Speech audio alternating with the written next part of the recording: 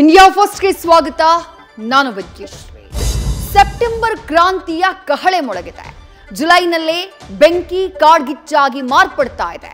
ನಾಳೆ ಬೆಂಗಳೂರಿಗೆ ಸುರ್ಜೇವಾಲಾ ಲ್ಯಾಂಡ್ ಆಗ್ತಾ ಇದ್ದು ರಾಂಗ್ ರೂಟ್ ನಾಯಕರಿಗೆ ಸ್ಪೆಷಲ್ ಕ್ಲಾಸ್ ಇದೆ.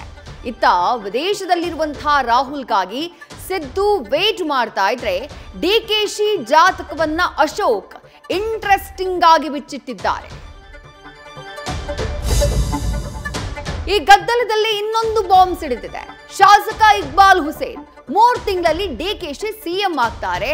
ಡೆಲ್ಲಿ ಒಪ್ಪಂದದ ವೇಳೆ ಡೆಲ್ಲಿಯಲ್ಲೇ ಇದ್ದಿದ್ದಾಗ ಹೇಳಿದ್ದಾರೆ.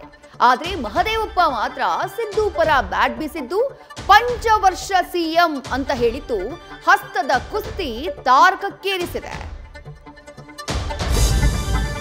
ಸಮಗ್ರ ಕರ್ನಾಟಕದಲ್ಲಿ ಮಳೆಯ ಅಬ್ಬರದಾಟಕ್ಕೆ ಹಳ್ಳ ಕೊಳ್ಳಗಳಿಗೆ ಶರವೇಗದ ಸಂಭ್ರಮ.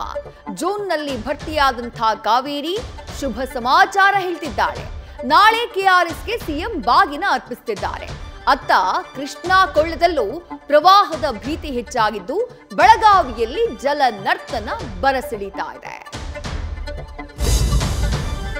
ಗೋವುಗಳ ಅಕ್ರಮ ಸಾಗಾಟವನ್ನ ಪ್ರಶ್ನೆ ಮಾಡಿದ್ದಕ್ಕೆ ಶ್ರೀರಾಮ ಸೇನೆಯ ಕಾರ್ಯಕರ್ತರನ್ನ ಮರಕ್ಕಟ್ಟಿ ಹಾಕಿ ಹಲ್ಲೆ ಮಾಡಲಾಗಿದೆ. ಹುಕ್ಕೇರಿಯ ಇಂಗಳಿ ಗ್ರಾಮದಲ್ಲಿ ನಡೆದಿರುವಂತಹ ಘಟನೆ ಇದು. ಪೊಲೀಸರು ದೂರು ದಾಖಲಿಸಿದ್ದಕ್ಕೆ ಕಾರ್ಯಕರ್ತರು ಆಕ್ರೋಶಗೊಂಡಿದ್ದು ಮುತಾಲಿಕ್ ಉಗ್ರ ಹೋರಾಟದ ಎಚ್ಚರಿಕೆಯನ್ನ ಕೊಟ್ಟಿದ್ದಾರೆ. ಈ ಬಾರಿ ಅದ್ಯಾಕೋ ವಿಶ್ವವಿಖ್ಯಾತ ಜಗನ್ನಾಥ ರಥಯಾತ್ರೆಯಲ್ಲಿ ಅವ್ಯವಸ್ಥೆಗಳ ಆಗರ ಕಾಣಿಸ್ತಾ ಇದೆ. ಮಹಾಜಾತ್ರೆಯಲ್ಲಿ ಮತ್ತೆ ಕಾಲ್ತುಳಿತ ಆಗಿದೆ. ಬೆಳಗಿನ ಜಾವ ನಡೆದಂತಹ ದುರಂತದಲ್ಲಿ 3 ಸಾವಾಗಿದೆ. ವಿಐಪಿಗಳಿಗೆ ಒತ್ತು ನೀಡಿದ್ದಕ್ಕೆ ಸಾಮಾನ್ಯ ಭಕ್ತರ ಜೀವಕ್ಕೆ ಕುತ್ತು ಬಂದಿದೆ. ಘಟನೆ ಸಂಬಂಧ ಸಿಎಂ ಕ್ಷಮೆ ಕೇಳಿದ್ದಾರೆ.